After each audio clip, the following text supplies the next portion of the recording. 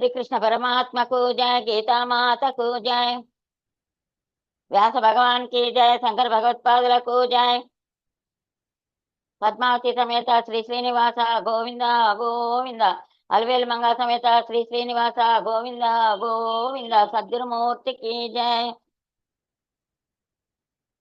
గోవిందనమని వెంకటేశ్వర స్వామి పాట ఏమన్నా చూస్తారు.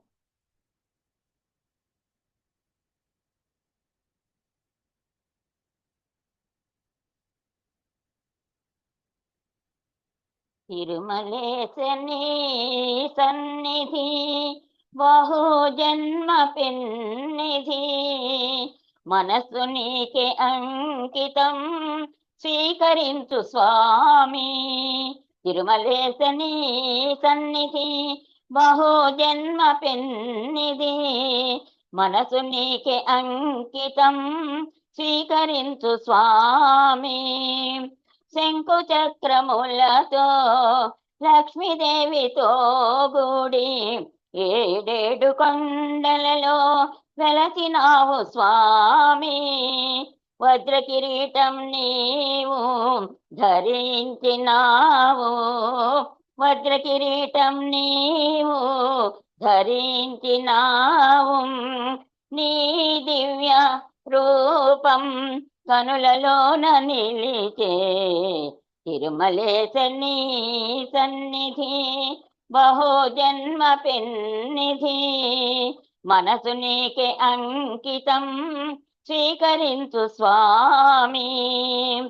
సుప్రభాత సేవతో మొదలవును సేవలు, తోమాల సేవలు జరిగేను నిత్యం.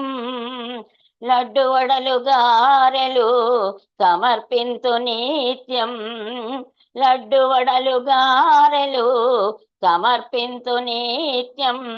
ఆరగించి మమ్ముల చల్లంగ చూడు తిరుమలేశని సన్నిధి బహు జన్మ పెన్నిధి, మనసు నీకే అంకితం స్వీకరించు స్వామి.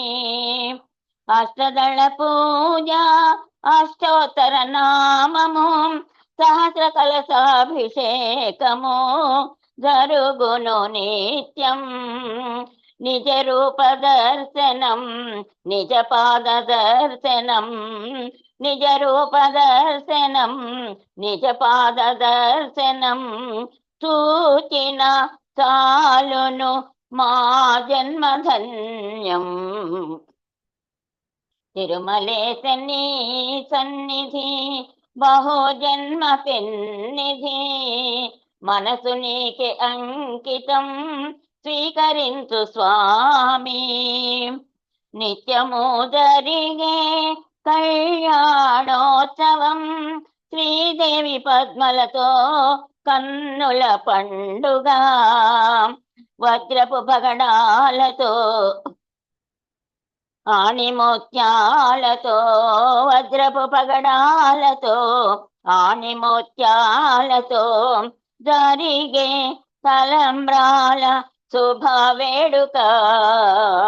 తిరుమలేశని సన్నిధి బహు జన్మ పెన్నిధి, మనసు నీకే అంకితం స్వీకరించు స్వామి. ఆకాశ తీర్థ చందనోత్సవం క్షీరముతో జరిగే వసంతోత్సవం. ఆ పుణ్య జలములు తలపై పడిన ఆ పుణ్య జలములు తలపై పడిన జన్మయే చరితము కాదా భువిలో. తిరుమలేశని సన్నిధి బహు జన్మ పెన్నిధి, మనసు నీకే అంకితం స్వీకరించు స్వామి. పసిడి ఉయ్యాలలో పట్టు పరుపులపై శయనించిన స్వామికి ఏకాంత సేవా. వైకుంఠనాథుడే తిరుమలలో వెలసే వైకుంఠనాథుడే, తిరుమలలో వెలసే కొండల రాయుడయే భోగ శ్రీనివాసుడు. తిరుమలేశని సన్నిధి బహుజన్మ పెన్నిధి, మనసు నీకే అంకితం స్వీకరించు స్వామి. తిరుమలేశని సన్నిధి బహుజన్మ పెన్నిధి, మనసు నీకే అంకితం స్వీకరించు స్వామి.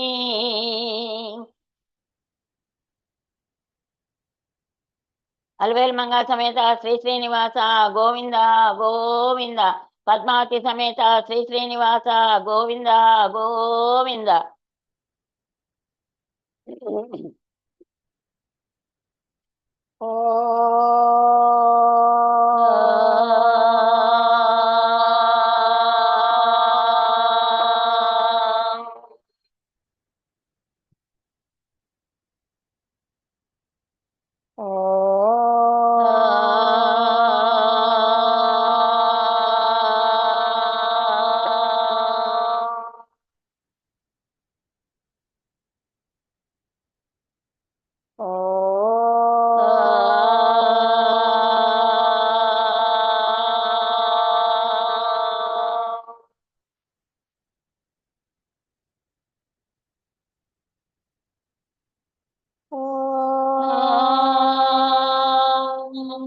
గురు బ్రహ్మా గురు విష్ణు గురుర్దేవో మహేశ్వరః, గురు సాక్షాత్ పరబ్రహ్మ, తస్మై శ్రీ గురవే నమః. తస్మై శ్రీ గురవే నమః.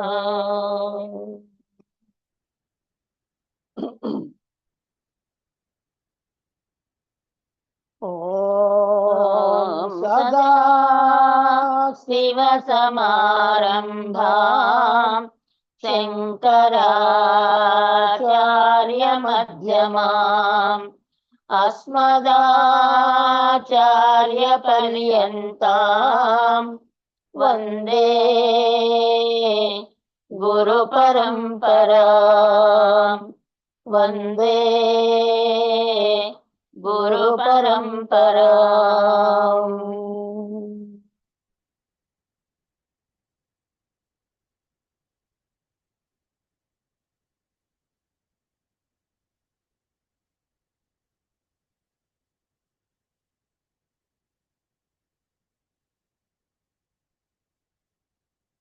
ఐదో చాప్టర్ లో 1, 2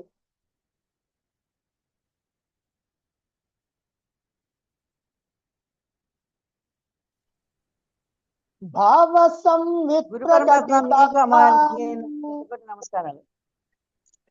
భావ సంవిత్ ప్రకటితాం అనురూపాంచ మారుతే, అనురూపాంచ మారుతే, చిత్తస్యోత్పత్తు పరమాం చిత్తస్యోత్పత్తు పరమాం వాసనా మునయో విదుః, వాసనా మునయో విదుః. దృఢాభ్యస్త పదార్థైకా దృఢాభ్యస్త పదార్థైకా భావనాదతి చంచలం, భావనాదతి చంచలం. చిత్తం సంజాయతే జన్మ చిత్తం సంజాయతే జన్మ జరా మరణ కారణం, జరా మరణ కారణం. ఈ అధ్యాయంలో వాసనలంటే ఏమిటి అంటే, మహాత్ములైనటువంటి వాళ్ళు కూడా వాసనల గురించి ఏం చెప్తున్నారు అనేటువంటి విషయాన్ని మనకి ఇక్కడ తెలియజేస్తున్నారు. మనం ప్రతిరోజు కొన్నిటిని చూస్తుంటాం, కొన్నిటిని వింటుంటాం, కొన్నిటిని మాట్లాడుతుంటాం, కొన్నిటిని రుచి చూస్తుంటాం, కొన్నిటిని వాసన చూస్తుంటాం, కొన్నిటిని పట్టుకొని స్పర్శించి తెలుసుకుంటాం. వీటిలో మనకేమో కొన్ని ఇష్టమైనవి ఉంటాయి, కొన్ని ఇష్టం లేనటువంటివి ఉంటాయి.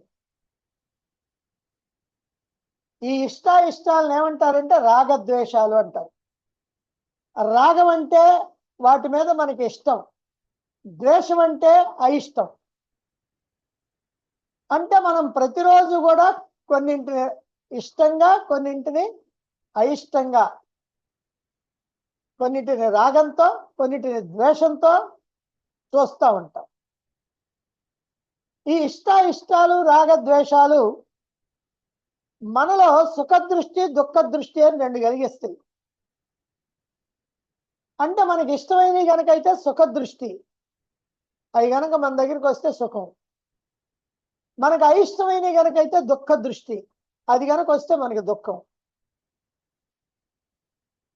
ఈ దృష్టిలకి కారణమైనటువంటి ఏ ఆలోచనలు అయితే ఉన్నాయో, ఈ సుఖ దృష్టి దుఃఖ దృష్టి అనేటువంటి దృష్టిలకి కారణమైనటువంటివి ఏ ఆలోచనలు అయితే ఉన్నాయో ఆ ఆలోచనల్ని వాసనలు అన్నారు.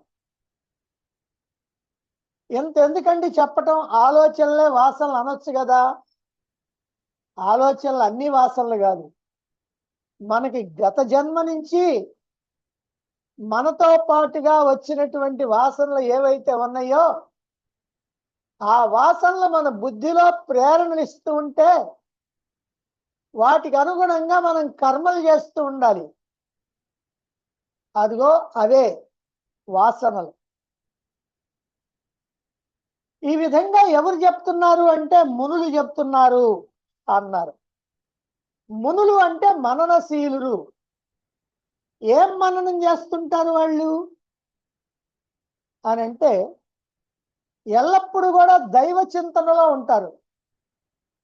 దైవం అంటే ఏమిటో, ఆ దైవాన్ని ఎట్లా తెలుసుకోవాలో, ఆ దైవ సంబంధమైనటువంటి ఆలోచనలు చేస్తూ ఉంటారు. ఈ వాసనలతో మనసు నిండిపోతే దాన్ని మనస్సు అంటారు. వాసనలు నశిస్తే మనసు లేదు అంటారు. అంటే వాసనలు గనక ఉంటేనేమో దాన్ని మనస్సు అన్నారు. ఎందుకంటే మనసు అంటే ఆలోచనలు చేసేది. వాసన లేకపోతే అసలు మనస్సే లేదు, అంటే ఏ ఆలోచన చేయాల్సిన అవసరం లేదు. ఈ మనస్సు లేకపోవటాన్నే మనోనాశం అన్నారు. మనోనాశం అయినట్లు ఎప్పుడు తెలుస్తుంది మనకి? మనోనాశం అయినప్పుడు తెలుస్తుంది, ఇప్పుడు తెలియదు. మనోనాశం ఎప్పుడు తెలుస్తుంది అంటే మనోనాశం అయితే తెలుస్తుంది, అంటే జీవన్ముక్త స్థితిలో తెలుస్తుంది, జీవభావంలో తెలియదు. అలాగే జనన మరణాలకు కారణం ఏమిటి అంటే ఇది కూడా మనస్సే. మన జనన మరణాలకు కారణం మనస్సే. అదేమిటండి? మనం పుట్టిన తర్వాత కదా ఈ మనస్సు అనేటువంటిది మనకి తెలుస్తుంది అనుకుంటున్నాం, కానీ మనం పుట్టే లోపల తల్లి గర్భంలోనే ఈ మనస్సు అనేది తయారవుతుంది. అసలు మనస్సు అనేది ఉంటే దానికి తగినటువంటి దేహం తయారవుద్ది. మనం ఒక ఏనుగు బొమ్మ చేయాలని అనుకుంటే మనం ఏనుగు బొమ్మనే చేస్తాం, గుర్రం బొమ్మ చేయాలంటే గుర్రం చేస్తాం, కుక్క బొమ్మ చేయాలంటే కుక్క చేస్తాం. అలాగనే మన మనస్సు అనేటువంటిది ఏ రకమైనటువంటి ఆలోచనలు తెచ్చుకుంటుందో దాన్ని బట్టే మనకి జన్మ. కనుక మన జనన మరణాలకు కారణం ఏమిటయ్యానంటే మన మనస్సే. మనసులో కర్మఫలాలు వాసనలు అంటుకొని ఉంటాయి. మనస్సు అనేటువంటి దానికి కర్మఫలాలు వాసనలు అంటుకొని ఉంటాయి. ఈ కర్మఫలాలు వాసనలు ఎక్కడి నుంచి వచ్చినాయి? పూర్వజన్మలో మనం చేసినటువంటి ఆలోచనలు ఏవైతే ఉన్నాయో ఆ ఆలోచనల్లో కర్మలుగా వ్యక్తమైనవి తప్ప మిగిలినవన్నీ వాసనలుగా వస్తాయి. అంటే ఏది అనుకున్నావో అది చేస్తే అది ఖర్చు అయిపోయింది. అనుకున్నది చేయకుండా కనుకుంటే అది ఇప్పుడు వస్తుంది, మనతో పాటుగా ప్రయాణం చేస్తుంది. అలాగే మనం కర్మలు చేస్తుంటాం. ఆ చేసినటువంటి కర్మలకి ఫలితం కనుక అనుభవిస్తే ఆ కర్మఫలం ఖర్చు అయిపోయింది. ఫలితం అనుభవించకుండా తప్పించుకున్నావు అనుకో, ఏదో మ్యాజిక్ చేస్తావు. నీ దగ్గర డబ్బు ఉందో, పలుకుబడి ఉందో, అధికారం ఉందో, లేకపోతే నోరుందో, శారీరక బలం ఉందో, ఎవరిని మాట్లాడనీయకుండా చేస్తావో, ఎట్లా చేస్తావో, నువ్వు గనక చేసినటువంటి కర్మల యొక్క ఫలితాన్ని పొందకుండా తప్పించుకుంటే ఆ కర్మ ఫలాల్ని అనుభవించడానికి మనం ఇప్పుడు ఈ దేహాన్ని తెచ్చుకుంటున్నాం. అనుభవించావా ఖర్చు అయిపోతుంది. కానీ జీవితంలో ఎన్నో కర్మఫలాలు వాసనలు మనతో పాటు వస్తాయి. ఇది సహజం. వాటి కారణంగా జన్మ, ఆ జన్మల్లో మళ్ళీ వాసనలు కర్మఫలాలు. ఈ ప్రకారంగా మనకి జన్మలు వస్తా ఉన్నాయి. జన్మలు వస్తే జన్మ దుఃఖం, జరా దుఃఖం, వ్యాధి దుఃఖం, మరణ దుఃఖం, దుఃఖాలు వస్తాయి. ఇలా మన జన్మలకి లేదా చావు పుట్టుకలకి కారణం మన యొక్క మనస్సే. మరి ఈ జన్మలకి వాసనలకి మధ్య కార్యకారణ సంబంధం ఉన్నది. ఈ జన్మలకి వాసనలకి మధ్య కార్యకారణ సంబంధం ఉన్నది. ఏమిటా కార్యకారణ సంబంధం అంటే, వాసనలు ఉంటే జన్మలు వస్తాయి, జన్మలు వస్తే మళ్ళీ వాసనలు తయారు చేసుకుంటాం. ఎంతకీ వాసనల జన్మల? చెట్టు ముందా విత్తు ముందా? ఏమో. చెట్టు ముందంటే విత్తనం లేకుండా చెట్టు ఎట్టొచ్చింది. విత్తనం ముందన్నావు అనుకో, చెట్టు లేకపోతే విత్తనం ఎట్టొచ్చింది. ఇది కూడా అంతే. నీకు జన్మ వచ్చింది కాబట్టి వాసనలు తయారవుతున్నాయి, వాసనలు తయారైనవి కాబట్టి నీకు జన్మ వస్తుంది. ఎందుకు వాసనల ముందా జన్మ ముందా? ఏమో చెప్పలేము. కారణం వల్ల కార్యం, ఆ కార్యం కారణమై మళ్ళీ కార్యం అనిస్తుంది. ఇలా ఒకదానికోటి కారణం కావటం వల్ల మనకు ప్రయోజనం ఉంది సాధకుడైనటువంటి వాడికి. ఏమిటయ్యా అంటే, రెండింటిలో ఒక్కదాన్ని నాశనం చేస్తే రెండు నాశనం అయిపోతాయి.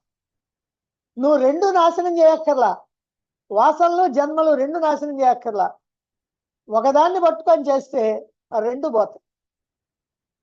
నువ్వు చెట్టుని విత్తనాన్ని రెండు నాశనం చేయక్కర్లా, నువ్వు చెట్టుని గనక వేళ్లతో సహా నరికి పారేసావు అనుకో, ఇక విత్తనాలు రావు. లేదా విత్తనాలను గనక బాగా పొయ్యి మీద బాగా బాండి పెట్టి వేయించేసావనుకో, చెట్టు రాదు. అంటే ఒకదాన్ని నాశనం చేస్తే రెండు నాశనం అయిపోతాయి. కాబట్టి మనం ఈ మనోనాశనం చేయాలి. ఎలా చేస్తాం? మనోనాశనం అనేటువంటిది ఎట్లా అనే దానికి మనకి 5వ మంత్రంలో చెప్తున్నారు. 5వ మంత్రం చూడండి.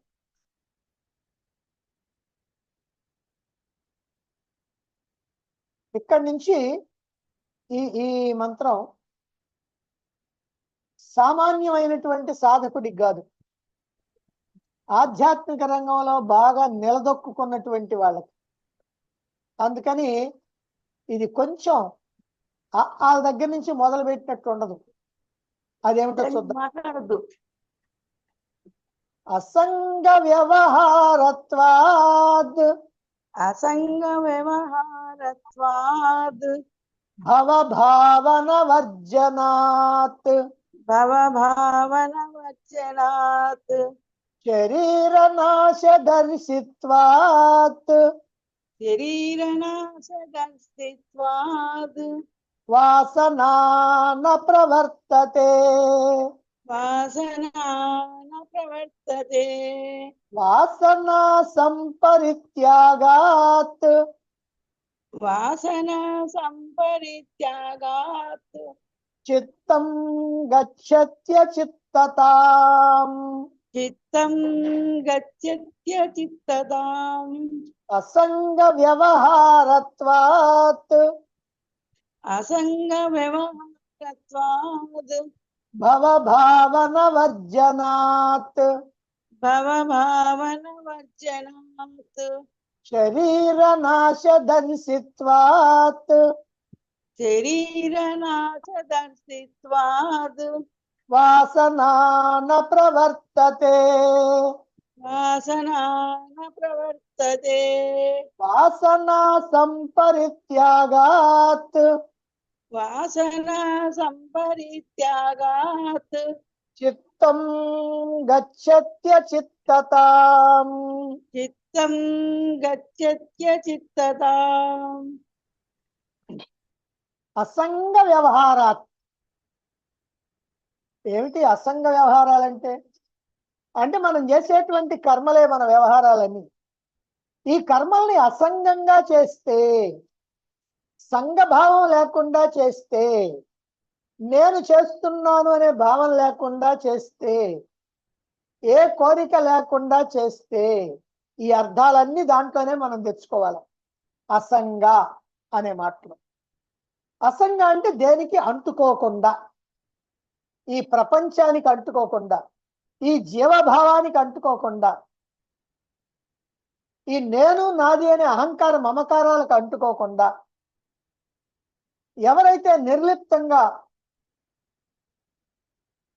ఈ ప్రపంచం అంతా నిజం కాదు, ఇదంతా ఒట్టిదే అని నమ్మినటువంటి వాడు ఏ ప్రకారంగా కర్మలు జరుగుతుంటాయో అతడి దేహం ద్వారా, ఆ ప్రకారంగా అసంగంగా చేస్తే భవభావన వర్జనాత్.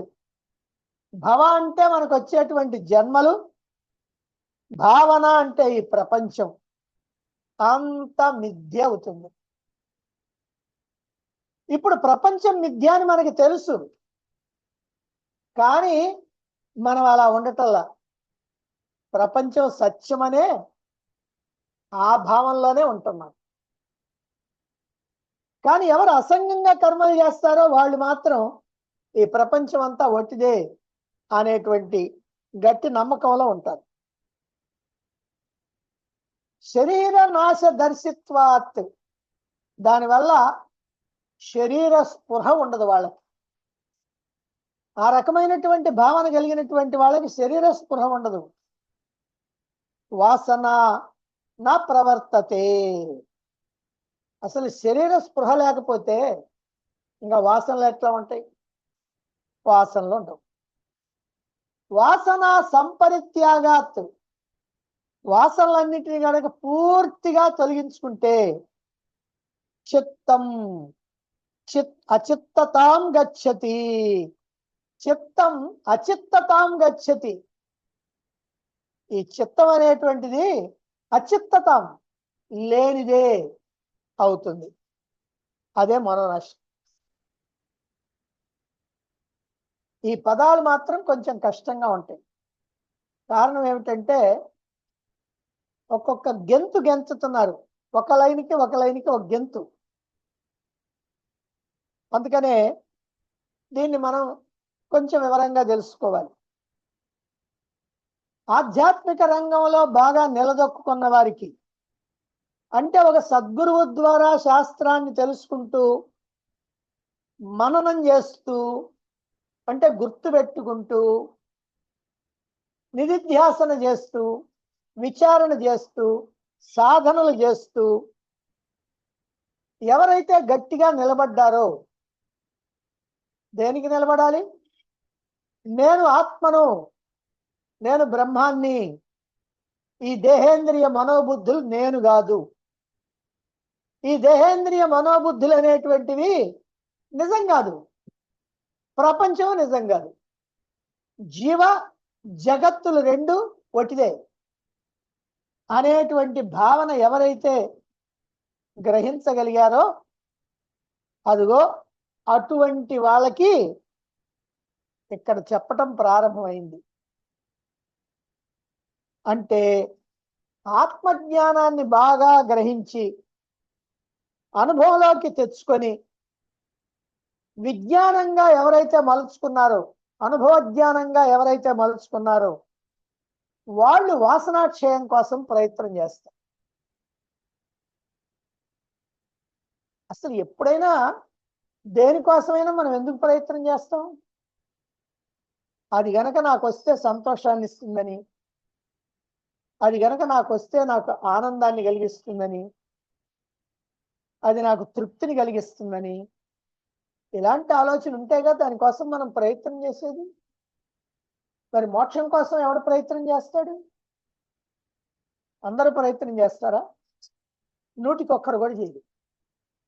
అంతవరకు ఖాయం. 100కి 1 కూడా, 0.1 కూడా లేదు. మిగతా ఎగురుడు, గందరగోళాలు, గంతులు, సినిమాలు, షికార్లు, వ్యవహారాలు, వీటిట్లోనే అవి ఉంటే చాలు. కనుక మరి మోక్షం కావాలనుకున్నవాడే ఒక గురువుని, సద్గురువుని చేరతాడు, శాస్త్రాన్ని వింటాడు. మిగిలినటువంటి వాళ్ళకి అక్కర్లా. అలా ఎవరైతే జ్ఞానాన్ని శ్రవణం చేసి, మననం చేసి, నిధిధ్యాసన చేసుకొని అనుభవానికి తెచ్చుకుంటున్నారో, అలా అనుభవానికి వస్తున్న కొద్దీ వాళ్ళు ఎప్పుడు ఏమనుకుంటారంటే, నేను ఈ దేహం కాదు, ఇంద్రియాలు కాదు, మనస్సు కాదు, బుద్ధి కాదు, నేను సూక్ష్మాతి సూక్ష్మమై సర్వవ్యాపకమై స్వయం ప్రకాశమై ఉన్నటువంటి ఆత్మని, మార్పులు చెందేటువంటి దేహంలో మార్పు చెందకుండా ఉన్నాను, నేను అకర్తని, అభోక్తని, చేసేది నేను కాదు, కాబట్టి అనుభవించాల్సింది నేను కాదు, నేను పరమాత్మ యొక్క ప్రతినిధిని, అసలు పరమాత్మని నేను అనే భావం స్థిరపడుతుంది. అప్పుడు జరిగే అన్ని వ్యవహారాలకు కూడా ఆ స్థాయిలో ఉన్నటువంటి వాడు నేను కర్తని అని అనుకోడు, అకర్తని, అభోక్తని అనే స్థితిలో ఉంటాడు. ఆయన దేనికి కర్త కాదు, భోక్త కాదు. నిర్లిప్తంగా, కేవలంగా, ఉదాసీనంగా మనస్సు ప్రశాంతంగా ఉంచుకుంటాడు. ప్రశాంతమైన మనస్సులోనే పరమాత్మ ఉంటాడని తెలుసుకున్నటువంటి వాడు కనుక మనసుని ప్రశాంతంగా ఉంచుకుంటాడు. ఎప్పుడైతే మనకి ఈ భావన, నేను పరమాత్మని, ఈ మనస్సు అకర్త, అభోక్త, నేనేమీ చెయ్యాల్సిన అవసరం లేదు, నాకే సుఖ దుఃఖాలు లేవు, అక్కర్లేదు, నేను ఆనంద స్వరూపాన్ని అని అనుకున్నటువంటి వాడు ఇక్కడ ఏ పనులు చేస్తున్నా అసంగంగా చేస్తాడు, కావాలని చేయడు. నేను చేస్తున్నానని అనుకోడు. అది ఎంత గొప్ప పని అయినా సరే, ఏమండి నేనేనండి చేసింది ఇది అని తన గొప్పతనాన్ని చాటుకోవటానికి ప్రయత్నం చేయడు. తాను ఎట్లాగూ గొప్పే, వీళ్ళు ఇక్కడ ఉన్నవాళ్ళు ఎవరు గొప్ప అని అనుకోవాల్సిన పనిలే. ప్రజల మెప్పు కాదు కావాల్సింది, పరమాత్మ మెప్పు. ఈ మాట గ్రహించినటువంటి వాడు ప్రజల మెప్పు కోసం ప్రయత్నించాల్సిన అవసరం లేదు. కనుక అటువంటి వాడు అసంగంగా పనులు చేస్తాడు. కాబట్టి ఆ పనుల వల్ల వచ్చేటువంటి సుఖ దుఃఖాలకు అతడు చెలించడు. అతనికి సుఖం సుఖం కాదు, దుఃఖం దుఃఖం కాదు, రెండు ఒక్కటే, రెండు ఒట్టిదే. కనుక ఈ ప్రపంచం కల్పితమని, ఇందులో జీవుళ్ళు కూడా కల్పితమని, ఈ దేహం కల్పితమని చక్కగా తెలుసుకుంటాడు. ఎల్లప్పుడూ ఆ భావంలో ఉంటాడు. ఇలా దేహం సత్యం కాదు, ఇది లేనిదే, కాకపోతే ఉన్నట్టు కనిపిస్తా ఉంది, అందుకని మిథ్య అని గ్రహించినప్పుడు ఇక ఏ సుఖ దుఃఖాలు ఉండవు, వాసనలు ఉండవు, పాపపుణ్యాలు ఉండవు, మానావమానాలు ఉండవు, లాభ నష్టాలు ఉండవు, జయాపజయాలు ఉండవు, ఏ ద్వంద్వాలు కూడా ఉండవు. దీని కారణంగా ఇక అతడికి జన్మ వచ్చే అవకాశం లేదు. జీవన్ముక్తుడైన తర్వాత ఇంకా జన్మ వచ్చుద్ది అని అంటే వాడు జీవన్ముక్తుడే కాదు. జీవన్ముక్తుడైనటువంటి వాడికి అంటే జీవభావం నుంచి ముక్తుడైనటువంటి వాడికి ఇంకా జన్మ ఎత్తొచ్చుద్ది. మళ్ళీ జీవభావం ఎట్లా వస్తుంది? రాదు. కనుక అతడు ఏ పని చేసినా కర్తృత్వం ఉండదు, నేను చేస్తున్నాను అనేటువంటి భావం ఉండదు, కర్మఫలాలు ఉండవు, వాసనలు ఉండవు, తిరిగి జన్మలకి విత్తనాలు ఉండవు. విత్తనాలంటే కర్మఫలాలు, వాసనలే. అంటే కర్మలకి ప్రేరణలు ఇచ్చేటువంటి వాసనలు, సుఖ దుఃఖాలు అనుభవించేటువంటి కర్మఫలాలు ఉంటే మళ్ళీ జన్మలు ఉన్నాయి, అవి లేకపోతే ఇక జన్మలు లేవు.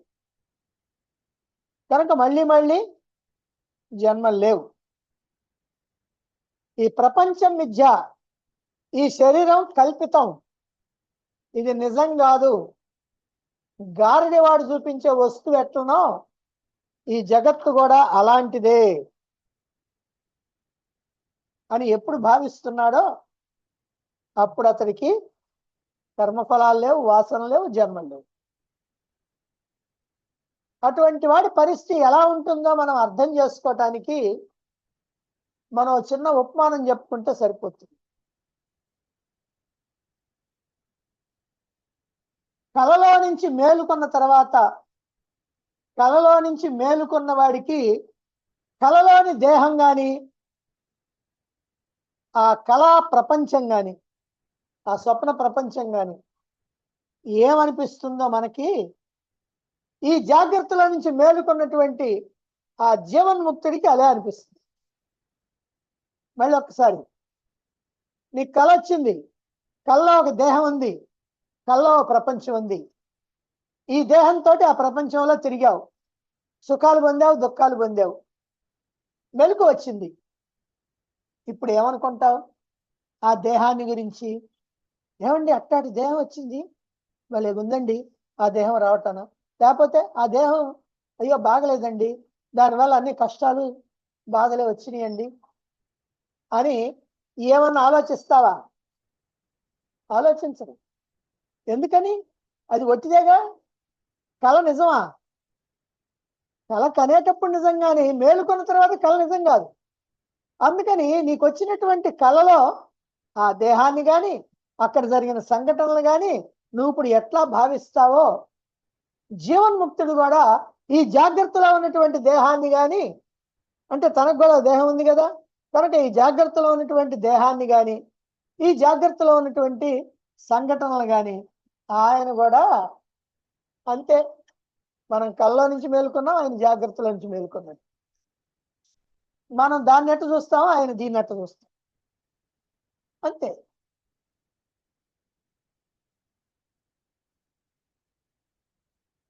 కనుక ఎప్పుడైతే ఈ ప్రపంచం నిజం కాదు, ఈ జీవుడు నిజం కాదు, ఈ దేహం నిజం కాదు అని తెలిసిందో అప్పుడు నీ పనులన్నీ కూడా ఎట్టుంటాయి అంటే తామరాకు మీద నీటి బొట్టులాగా. తామరాకు నీళ్ళల్లో ముంచుతారు, దాన్ని పైకి తీసిన తర్వాత అట్టన్నామంటే మళ్ళీ మొత్తం పొడి పొడిగా ఉంటుంది. ఇది నీళ్ళల్లో ముంచాము ఇప్పుడు అని అనిపించదు. మీరు కాగితాన్ని కనుక ముంచితే తడిసిపోద్ది, మీరు ఎంతన్నా ఇదిలిచ్చండి తడిసిపోద్ది. కానీ తామరాకు మాత్రం అట్టగాదు. నళిని దళగత జలమతి తరళం తద్వజ్జీవితం అతిశయ చపలం భజగోవిందం. అది నళిని దళగత జలం అతి తరళం. ఊరికినే పోద్ది, ఏం లేదు, అంతే. ఇప్పుడు నీవు కూడా తామరాకు మీద నీటి బొట్టులాగా పనిచేస్తుంటావు. చెయ్యాలని చెయ్యవు, అలా జరిగిపోతా ఉంది. ఈ ప్రపంచ బుద్ధి అంటి అంటనట్లుగా ఉంటుంది. ప్రపంచం ఉందా లేదా అంటే లేనే లేదు అని తెలుస్తుంది. ఈ భావన స్థిరపడితే ఇక దేహం లేదు, వాసనలు లేవు, కర్మలు లేవు, జన్మలు లేవు, అసలు ఏమీ లేవు. ఇలా సుఖ దుఃఖాలని, పాపపుణ్యాలని, ఈ ద్వంద్వాలన్నింటినీ వదిలి తర్వాత ఈ దేహాన్ని, ప్రపంచాన్ని, అన్ని వాసనల్ని జయిస్తే మన చిత్తంలో, మనస్సులో ఏ జ్ఞాపకాలు ఉండవు, ఏ ప్రేరణలు ఉండవు. ఇప్పుడు కనుక మనం కూర్చున్నామంటే ఏవో వస్తుంటాయి. 10 ఏళ్ళ నాటి, 20 ఏళ్ళ నాటి, 50 ఏళ్ళ నాటి, 70 ఏళ్ళ నాటి అన్నీ వస్తానే ఉంటుంది. కానీ అప్పుడు అంటే జీవన్ముక్తుడైనటువంటి వాడికి మనస్సే లేదు కాబట్టి ఇక మనస్సులో ఆలోచనలు రావు. నేను అప్పుడు అట్ట చేశాను, ఇట్టు చేశాను, అలా చేయకుండా ఉంటే బాగుండేది, ఇలా చేస్తే బాగుండేది, ఇవన్నీ మనకే, ఆయనకుండవు. దీన్నే మనోనాశం అన్నారు. మనోనాశం అయ్యేది ఎట్లా అంటే ఇంతే. ఈ మనోనాశం అమనస్కానికి దారితీస్తుంది. ఈ పదం ఇంతకు ముందే 1-2 సార్లు విన్నారు, మళ్ళీ ఇప్పుడు కూడా గట్టి చేసుకోవచ్చు. అమనస్కానికి దారితీస్తుంది. అమనస్కానికి ఎలా దారితీస్తుందండి? అసలు అమనస్కం అంటే ఏమిటి? మన అమన. అమనస్కం అంటే మనసు లేదని, మనసు లేకపోవటమే అమనస్కం. అది ఎలా దారితీస్తుంది అనే దాన్ని మనకి 6వ మంత్రంలో చెప్తున్నారు. 6వ మంత్రం చూడండి.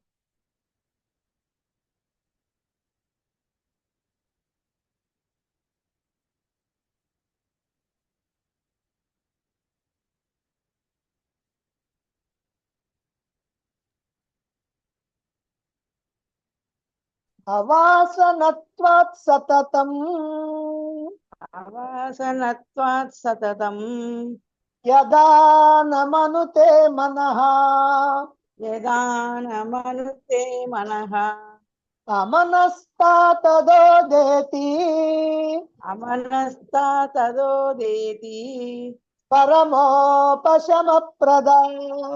పరమోపశమప్రదా అవాసనత్వాత్ సతతం అవాసనత్వాత్ సతతం యదా నమనుతే మనః యదా నమనుతే మనః అమనస్తా తదోదేతి అమనస్తా తదోదేతి పరమోపశమప్రదా పరమోపశమప్రదా. ధన్యవాదాలు గురు పరమాత్మ. సతతం ఎల్లప్పుడు కూడా అవాసనత్వాత్ వాసనలు లేకుండా ఉంటూ యదా మనః ఎప్పుడైతే మనస్సులో ఎప్పుడు కూడా వాసనలు లేకుండా మనసులో ఉన్నటువంటి నా మనుతే ఆలోచనలన్నీ ఆగిపోతాయో తదా అమనస్త అప్పుడు అమనస్కం అనే స్థితిని చేరుకుంటున్నాం. ఉదేతి పొందుతాం. ఏంటయ్యా అమనస్కం అంటే? మనసులో ఏ వాసనలు లేకుండా ఒక్క ఆలోచన కూడా రాకుండా ఉంటే అమనస్కం అంతే. పరమ ఉపశమప్రద అది అన్ని బంధాలు పూర్తిగా ఉపశమించి కేవలంగా ఉండే స్థితి. ఇక ఏ బంధాలు లేవు. జీవన్ముక్తుడైనటువంటి వాడికి ఏం బంధాలు ఉంటాయి? మనకంటే అన్ని బంధాలే, అన్ని తాళ్లే. అమనస్కం మనసు లేనటువంటి వాడికి ఏ బంధాలు లేవు. ఇంతకుముందు మంత్రంలో చెప్పినట్లుగా ఎల్లప్పుడూ కూడా సుఖ దుఃఖాలు, పాపపుణ్యాలు, ఈ ప్రపంచము, ఈ దేహాలు, ఈ జీవుడు ఈ బాధలు, భయాలు, అలజడులు, ఆందోళనలు, కష్టాలు, ఈ స్నేహాలు, శత్రువులు, బంధుత్వాలు, ఇవన్నీ కూడా ఏమీ లేవు. అంతా మిథ్య, అంతా ఒట్టిదే, అంతా హొలక్కి అని గనక తెలుసుకుంటే పారమార్థికంగా ఇవి ఏవీ లేవు. స్వప్నంలో ఉండొచ్చు, జాగ్రత్తలో ఉండొచ్చు, కానీ జ్ఞాన స్థితిలో మాత్రం ఉండవు. స్వప్నం ఏమంటారంటే ప్రాతిభాసిక సత్తా అంటారు. ప్రాతిభాసిక సత్తా అంటే అలా అనిపించి మాయమైపోవటం. వ్యావహారిక సత్తా అంటే మనం ఎల్లప్పుడూ కూడా దాన్ని నిజమనే నమ్ముకుంటా ఉంటాం. పారమార్థిక సత్తా అంటే అసలు నిజం. అది వట్టిదే, ఇది వట్టిదే. అసలు నిజం ఏంటంటే పారమార్థిక సత్తా. ఆ పారమార్థిక సత్తాలో ప్రపంచం లేదు, జీవుడు లేడు, కష్టాలు లేవు, దుఃఖాలు లేవు, వాసనలు లేవు, కర్మఫలాలు లేవు, గురువులు లేరు, శిష్యులు లేరు, ఏం లేవు. కేవలం తాను మాత్రమే ఉన్నాడు. అది ఆత్మస్థితి. అజ్ఞానంలో ఉన్నప్పుడు మనకు అన్నీ ఉన్నాయి. జాగ్రత్త అవస్థలో అన్నీ ఉన్నాయి, స్వప్నంలో ఉన్నప్పుడు ఉన్నాయి. కానీ స్వప్నంలో జాగ్రత్తలో మేలుకున్న తర్వాత పోయినాయి. జాగ్రత్తలో జ్ఞానావస్థలో మేలుకుంటేనే పోతాయి. మనం మేలుకోలేదు, మనకి పోవు. మనం మేలుకుంటే అప్పుడు పోతాయి. అప్పటిదాకా గారడి వాడు చూపించేటువంటి వస్తువుల్లాగా వేటిని పట్టించుకోకుండా ఇదంతా నిజం కాదులే అనేటువంటి భావన ఉండాలి. గారడి వాడు ఏం చేస్తాడు? ఓ డబ్బా ఉంటుంది, ఓ పిల్లవాడిని రమ్మంటాడు, ముక్కెట్టు పట్టుకొని లాగుతాడు, టపటప టపటప రూపాయలు రాలుతాయి. చెవి ఇట్టు పట్టుకుంటాడు, టపటప టపటప రూపాయలు రాలుతాయి. ఇట్ట కొడతాడు, ఇట్ట అంటాడు, రూపాయలు పడిపోతాయి. చేతి మీద కొడతాడు, రూపాయలు రాలిపోతాయి.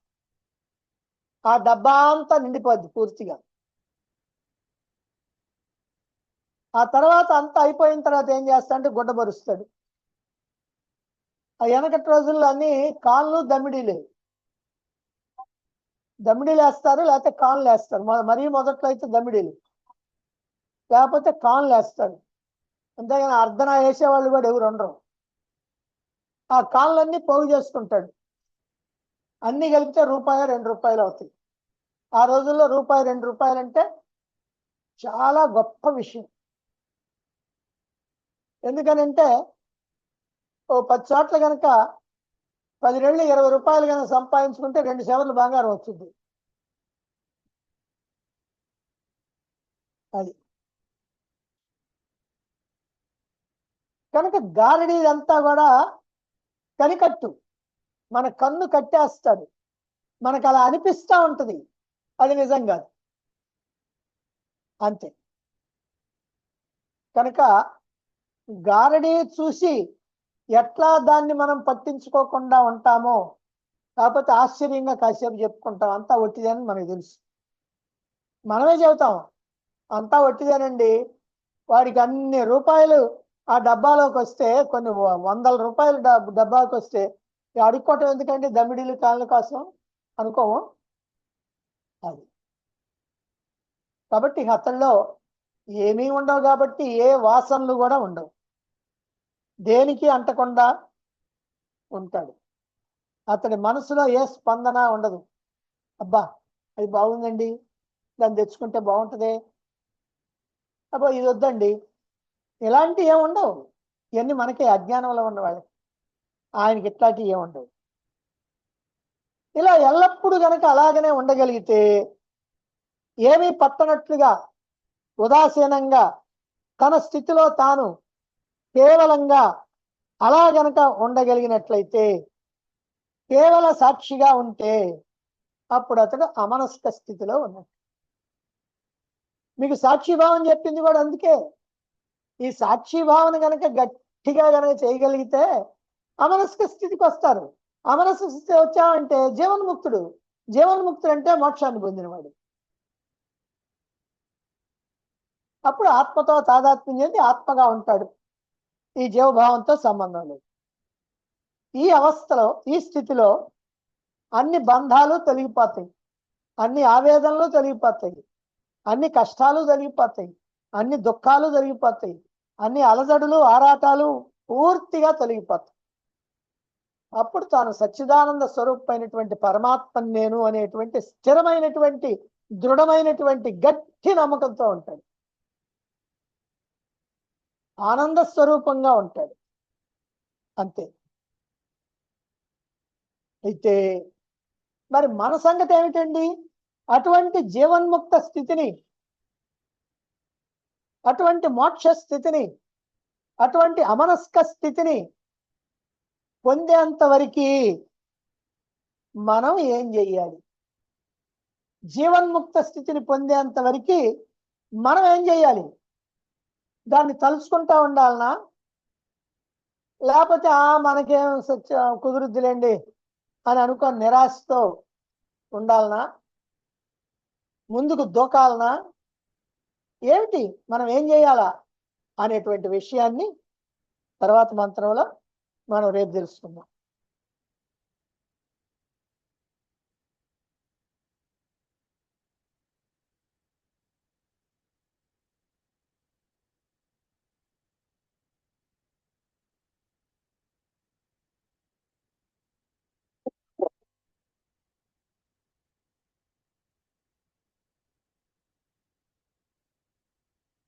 నా పేరు రామగోపాల్ రెడ్డి. రామ్ గోపాల్ రెడ్డి, అనసూయ. ఫస్ట్ క్వశ్చన్ అండి.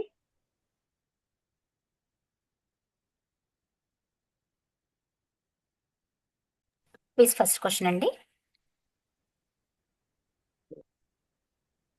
విషయ వాసనలు అంటే ఏమిటి?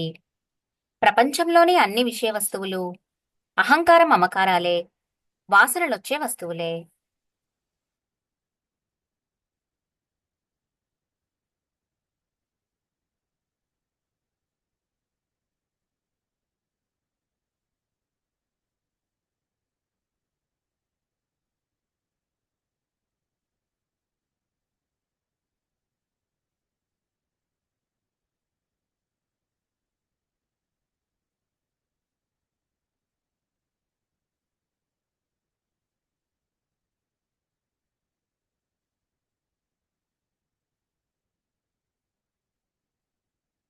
ఓకే, స్టాప్ చేస్తున్నానండి.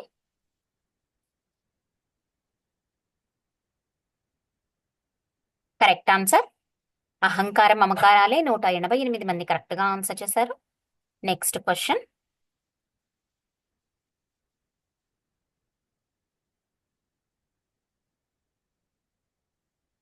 విషయ వాసనల వల్ల ఏమి జరుగుతున్నది? దుఃఖం, మనస్సు నిర్మలమవుతున్నది, పాప పుణ్య కర్మలు.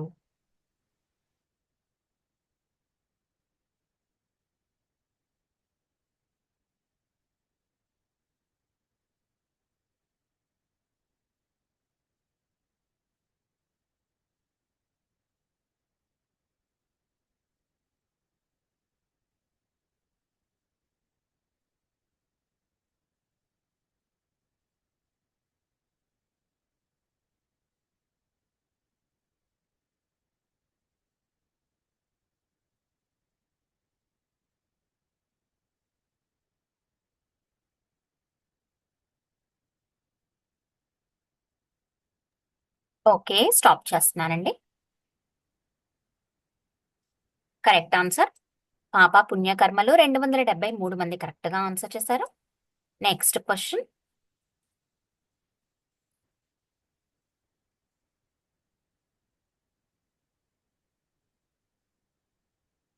ప్రాణస్పందన అంటే ఏమిటి?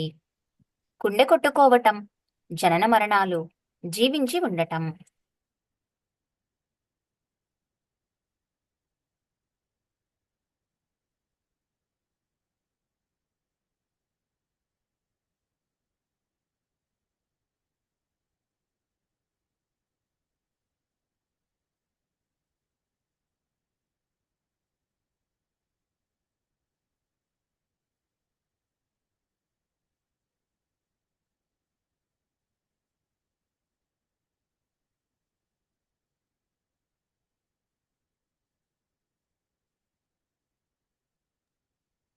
ఓకే, స్టాప్ చేస్తున్నానండి.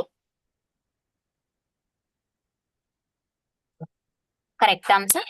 జీవించి ఉండటం 147 మంది కరెక్ట్ గా ఆన్సర్ చేశారు. Next question. వాసనలు జన్మలు వీటిలో కారణం ఏది? 2 జన్మలు, వాసనలు.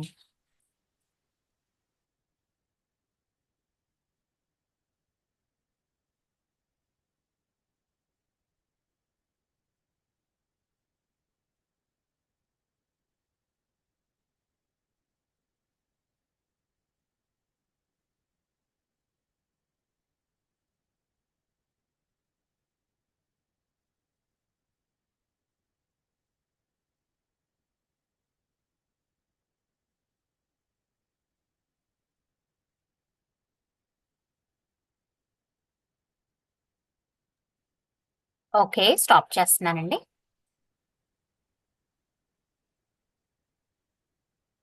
కరెక్ట్ ఆన్సర్ 2 181 మంది కరెక్ట్ గా ఆన్సర్ చేశారు. Next question. వాసనలు జన్మలు ఈ రెండిటి మధ్య గల కార్యకారణ సంబంధం ఎలాంటిది? త్రాడు పాము లాంటిది, చెట్టు ముందా విత్తు ముందా అనే లాంటిది, ఎండమాములు నీరు లాంటిది.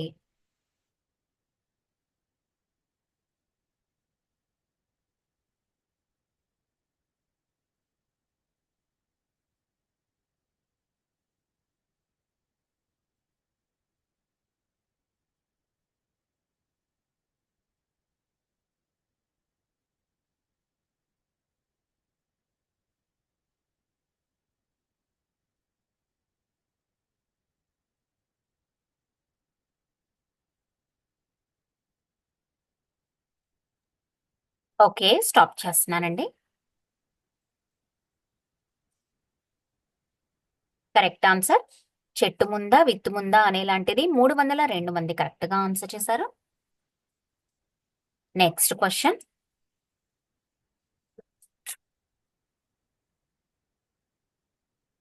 చిత్తం అనే వృక్షానికి విత్తనాలు ఎన్ని? 3, 1, 2.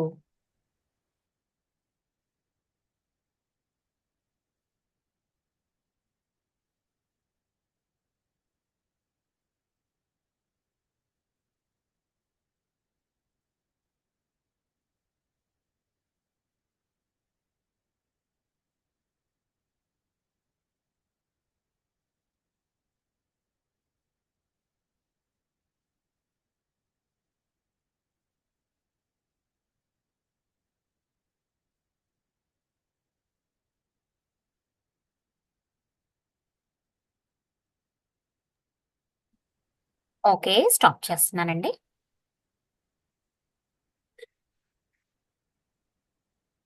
కరెక్ట్ ఆన్సర్ 223 మంది కరెక్ట్ గా ఆన్సర్ చేశారు. Next question. చిత్తం అనే వృక్షానికి గల 2 విత్తనాలు ఏవి? ప్రాణస్పందన వాసనలు, కర్మఫలాలు వాసనలు, మొలకెత్తేవి జీవం లేనివి.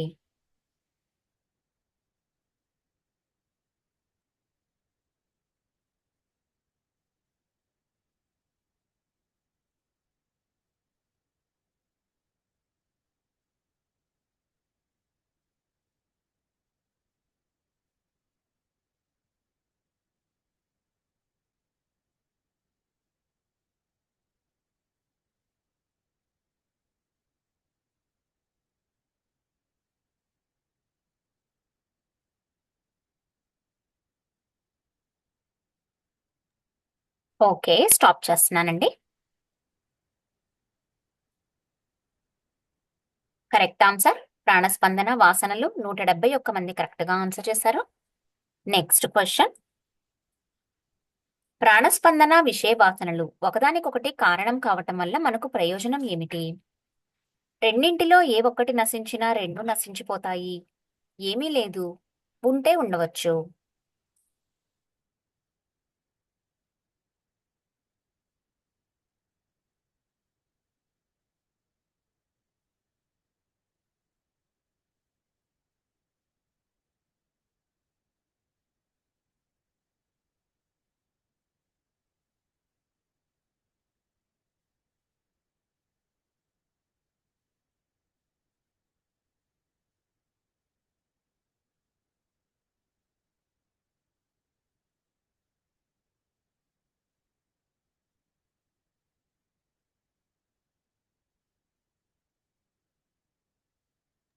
ఓకే, స్టాప్ చేస్తున్నానండి. Correct answer. రెండింటిలో ఏ ఒక్కటి నశించినా రెండు నశించిపోతాయి. 304 మంది కరెక్ట్ గా ఆన్సర్ చేశారు. Next question. క్షిప్రం అంటే అదృశ్యం, వెంటనే నశించేది.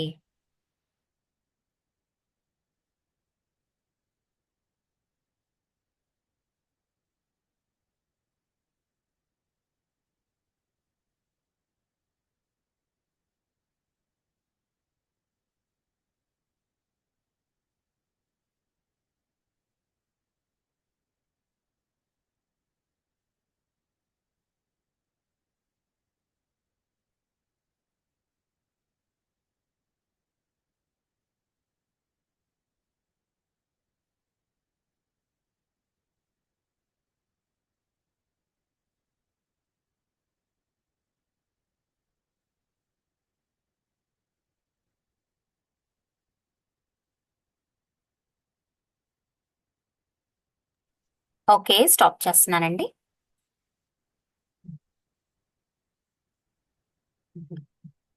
Correct answer. వెంటనే 142 మంది కరెక్ట్ గా ఆన్సర్ చేశారు. Last question. వాసన వేసిత అంటే వాసనలు నశించినందున, వాసనలనే వేషం వేసినందున, విషయ వాసనల వల్ల.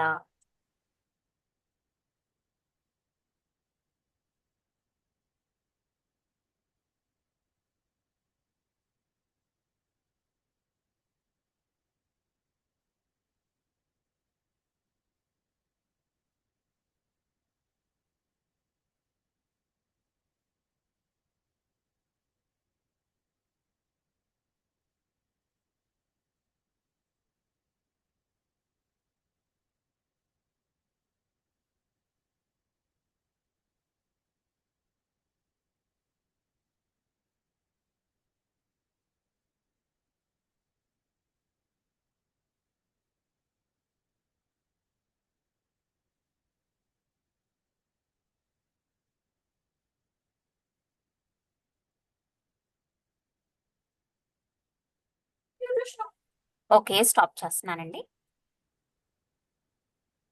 Correct answer. విషయ వాసనల వల్ల 144 మంది కరెక్ట్ గా ఆన్సర్ చేశారు.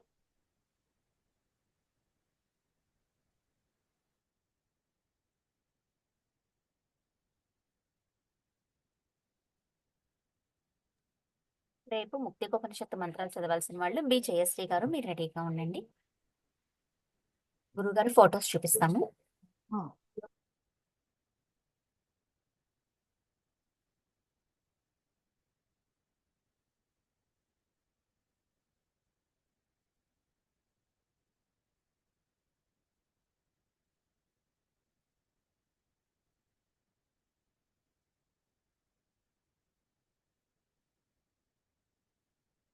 కోయిలకుంట నుంచి రామగోపాల్ రెడ్డి, అనసూయ వాళ్ళిద్దరూ గురు పూజ చేసుకునే సందర్భంలోని ఫోటోలు.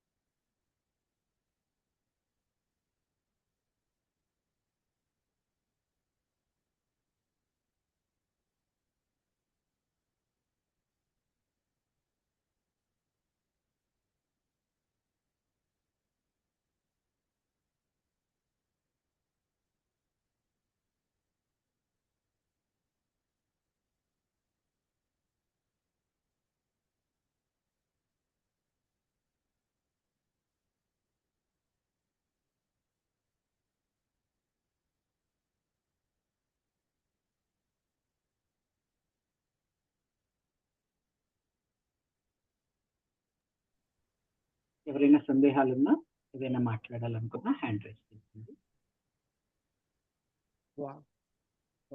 ధ్యానం